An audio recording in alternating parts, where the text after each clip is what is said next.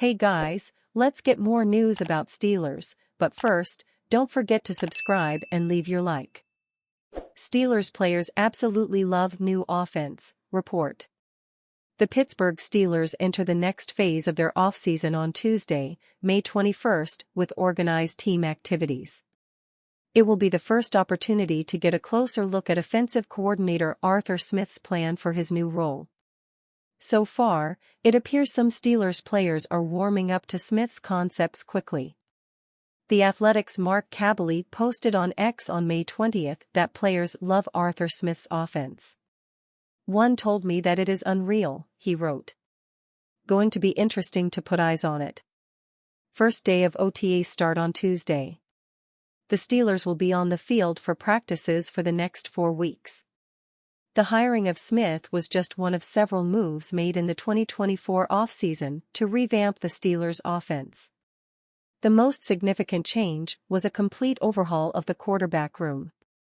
The Steelers traded Kenny Pickett, released Mitch Trubisky, and let Mason Rudolph walk in free agency. In their place, they signed former Denver Bronco Russell Wilson and traded for former Chicago Bear Justin Fields. The Steelers also traded former top target Deontay Johnson. Incoming to the receivers room this season is third-round draft pick Roman Wilson, along with depth additions like Van Jefferson and Quez Watkins.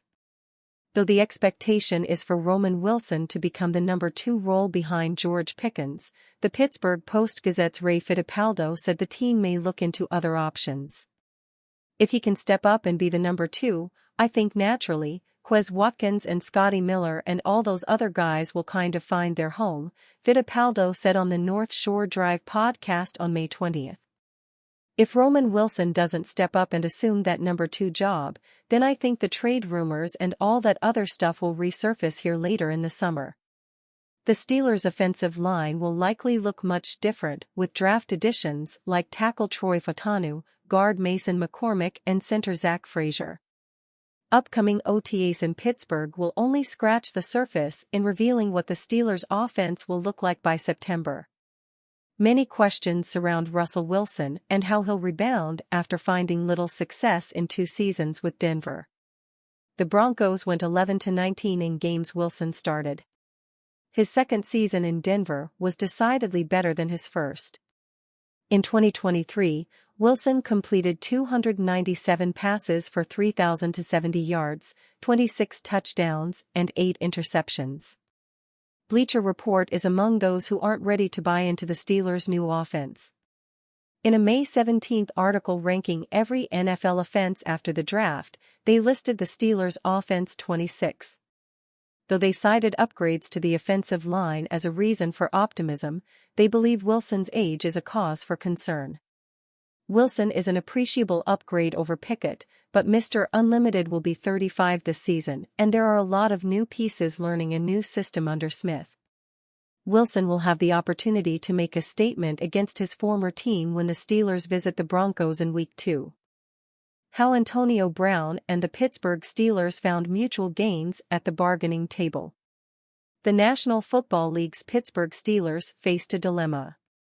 Mid-contract, the team's star wide receiver, Antonio Brown, asked the team to improve upon the 6-year, $42.5 million deal they negotiated back in 2012. Brown had risen to become the best receiver in football and believed that he was underpaid.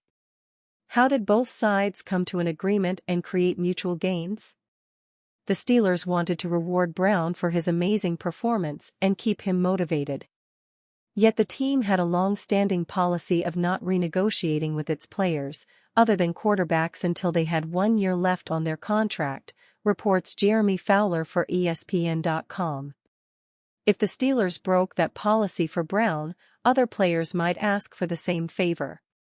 What to do? The team gave Brown a $4 million advance on his 2017 salary.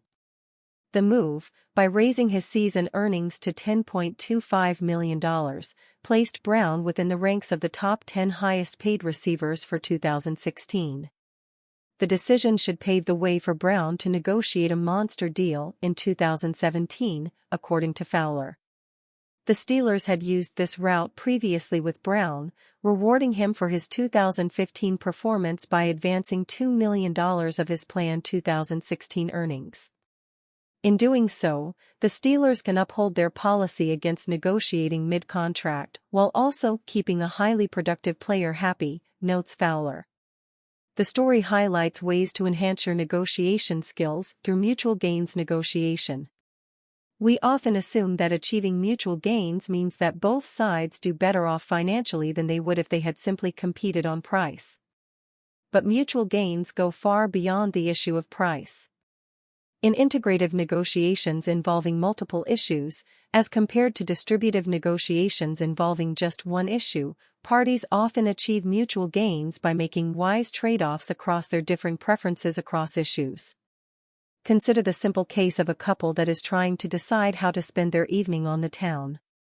If one member cares more about what movie they see, and the other cares more about where they have dinner, each can make concessions on an issue of low value in exchange for a concession on an issue he or he values more. Let's look at other types of differences that can be leveraged to create mutual gains. Negotiators can achieve mutual gains by trading on their differing beliefs about the future. Suppose, as is often the case, that an entrepreneur is highly optimistic that her product will succeed, but the potential investor with whom she is negotiating is more skeptical. Steelers' key defensive starter pegged potential cut candidate. Veteran linebacker Cole Holcomb didn't play a down for the Pittsburgh Steelers after Week 9 last season because of a serious knee injury. Bleacher Report's David Kenyon wondered on May 19 if Holcomb would ever play another snap for the Steelers. Kenyon included the inside linebacker on a list of the best players who could still be cut from their NFL teams this offseason. The most unfortunate part of Cole Holcomb's season-ending knee injury is that it might lead to his release, Kenyon wrote. This offseason, the Steelers signed high-priced Patrick Queen and added Peyton Wilson in the draft. Pittsburgh may simply move in a new direction away from Holcomb, who posted 54 tackles in 8 appearances last season. Holcomb was a strong addition in the middle of Pittsburgh's defense during the first half of last season. But as Kenyon noted, the Steelers made even more adds at inside linebacker this offseason. In free agency, Pittsburgh signed Patrick Queen to a record-setting contract. Then during the third round of the NFL Draft, the Steelers selected NC State's Peyton Wilson. The Steelers also still have Landon Roberts and Mark Robinson for inside linebacker depth.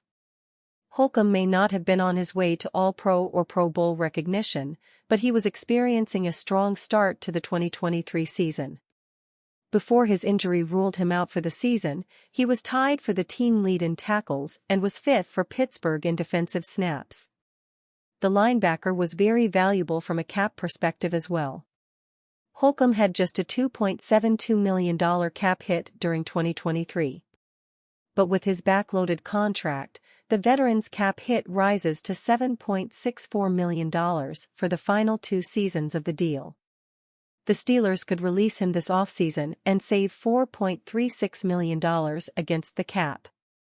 No one wants to see Holcomb released because of his knee.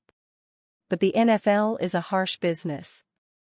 If the Steelers doubt Holcomb will be able to become one of the team's top 4 inside linebackers again during 2024, then Pittsburgh may prefer to have the addition cap space. Holcomb sustained his knee injury on November 2 against the Tennessee Titans. He finished the season with 54 combined tackles, including 4 tackles for loss, 2 quarterback hits, 2 pass defenses, and 2 forced fumbles in 8 games. How quickly Holcomb is able to get back on the field could impact his status as a cut candidate. But it's currently unclear exactly when he will be healthy enough to return. The Steelers simply called Holcomb's ailment a knee injury when they ruled him out for the season. The team has not provided any updates, but ESPN's Brooke Pryor suggested on May 8 that multiple parts of the knee could be involved in the injury. My understanding is it's not just a simple ACL tear, and they're being very vague on what the specific injury is, said Pryor while appearing on the Adam Gold Show. And you fan? What do you think of the situation of Cole Holcomb? Leave your opinion in the comments.